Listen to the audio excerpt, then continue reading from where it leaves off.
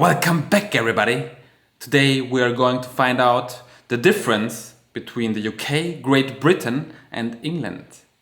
I have no idea what's the difference between the UK and Great Britain. England, I know, is this little country inside of it, and Wales and Scotland and Ireland. But what about Great Britain? No idea. And apparently 22 million people in the world asked themselves the same question. So here we go. Welcome to the United Kingdom and a whole lot more, explained by me, CGP Grey. The United Kingdom, England, Great Britain, are these three the same place? Are they different places? Do British people secretly laugh at those who use the terms incorrectly? Who knows the answers to these questions? They I for do, sure and I'll are. tell you right now. For the lost, this is the world, this is the European continent, and this is the place we have to untangle. The area shown in purple is the United Kingdom. Part of the confusion is that the United Kingdom is not a single country, but instead is a country of countries. It contains inside of it 4 co-equal and sovereign nations. The first of these is England, shown here in red. England is often confused with the United Kingdom as a whole because it's the largest and most populous of the nations and contains the de facto capital city, London. To the north is Scotland, shown in blue, and to the west is Wales, shown in white. And, often forgotten even by those who live in the United Kingdom, is Northern Ireland, shown in orange. Each country has a local term for the population. While you can call them all British, it's not recommended as the 4 countries generally don't like each other. The Northern Irish, Scottish, and Welsh regard the English as slave-driving colonial masters, no matter that all three. But how is South Ireland independent? Please someone explain. Doesn't make any sense. Have their own devolved parliaments and are allowed to vote on English laws, despite the reverse not being true, and the English generally guard the rest as rural yokels who spend too much time with their sheep. However, as the 4 constituent countries don't have their own passports, they are all British citizens, like it or not. They are British citizens of the United Kingdom, whose full name, by the way, is the United Kingdom of Great Britain and Northern Ireland. What? Wait.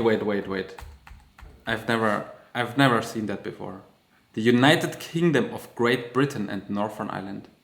Northern Ireland. So where's Great Britain hiding? Right here. The area covered in black is Great Britain. Unlike England, Scotland, Wales, and Northern Ireland, Great Britain is a geographical rather than a political term. Great Britain is the largest island among the British Isles. Within the United Kingdom, the term Great Britain is often used to refer to England, Scotland, and Wales alone, with the intentional exclusion of Northern Ireland. This is mostly, but not completely true, as all 3 constituent countries have islands that are not part of Great Britain, such as the Isle of Wight, part of England, the Welsh Isle of Anglesey, the Scottish Hebrides, the Shetland Islands, the Auckland Islands, and the islands of the Clyde.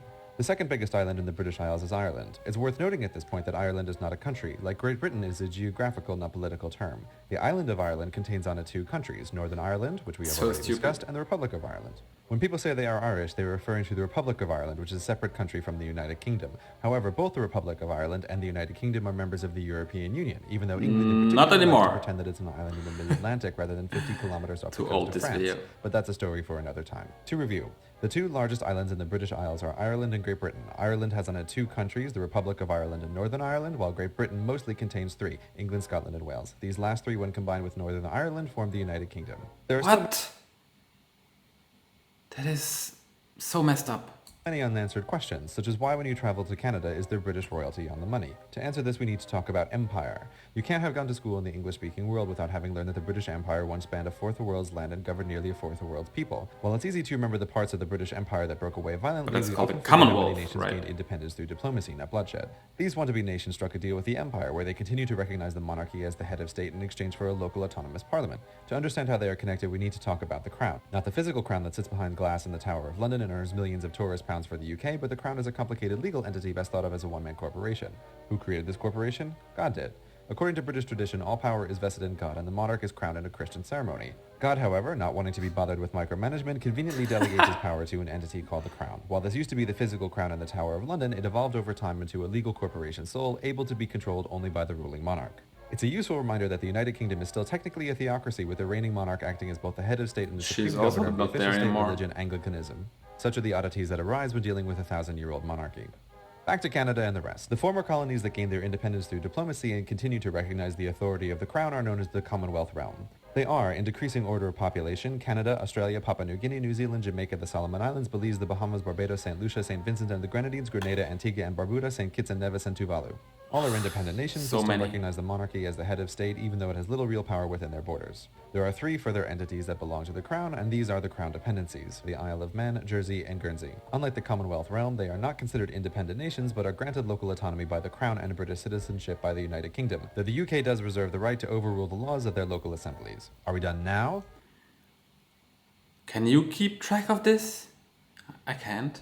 Almost, but not quite. there are still a couple of loose threads, such as this place, the tiny city of Gibraltar on the southern coast of Spain, famous for its rock, its monkeys, and for causing diplomatic tension between the United Kingdom and Spain. Or what about the Falkland Islands, which caused so much tension between the United Kingdom and Argentina that they went to war over them? These places belong in the last group of crown properties known as British Overseas Territories, but their former name, Crown Colonies, gives away their origin. They are the last vestiges of the British Empire. Unlike the Commonwealth realm, they have not become independent nations and continue to rely on the United Kingdom for military and sometimes economic assistance. Like the Crown dependencies, everyone born within their borders is a British citizen. The Crown Colonies are, in decreasing order of population, Bermuda, the Cayman Islands, the Turks and Caicos Islands, Gibraltar, the British Virgin Islands, Equatorial and Dikelia, Anguilla, St. Helena, the Ascension Islands, Tristan da Cunha, Montserrat, the British Indian Ocean Territory, the South Georgia and South Sandwich Islands, the Falkland Islands, the British Antarctic Territory, and the Pitcairn Islands. Oh my god, this doesn't stop. And this is all part of the United Kingdom?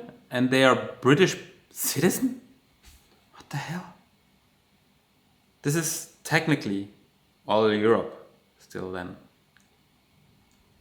For our final Venn diagram, the United Kingdom is a country situated on the British Isles and is part of the Crown, which is controlled by the monarchy. Oh my god. Also part of the Crown and the British Isles are the Crown dependencies. The independent nations of the former empire that still recognize the Crown are the Commonwealth realm, and the non-independent remnants of the former empire are the British Overseas Territories. Oh my Thank you very fucking much for watching. god.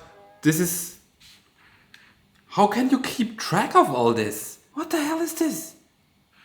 Huh? Let's have a quick look at this. Yeah, United Kingdom is Great Britain and Northern Ireland. Okay, Great Britain, and this is Irish. They're not British, they're British. Okay, I didn't want to know about all the other things here, like British Overseas Territories. Interesting to know, but who gives a damn, right? Is there any function to the Commonwealth still? I don't know about that. I mean, they could make it simple, just call it one country, one people, but no, we need to separate all the people and call ourselves different, because we are not you and you are not me, and we want to have our own name and our own law and whatever. Well, wouldn't it be boring otherwise? What do you guys think? Is this too complicated or is this justified? I mean, Germany has only one Germany. This is absolute madness. But anyway, thanks for explaining this to us. CPG Grey, yeah, good job. You were talking way too fast, you know. This is messing with my head. We're gonna end it here. See you tomorrow.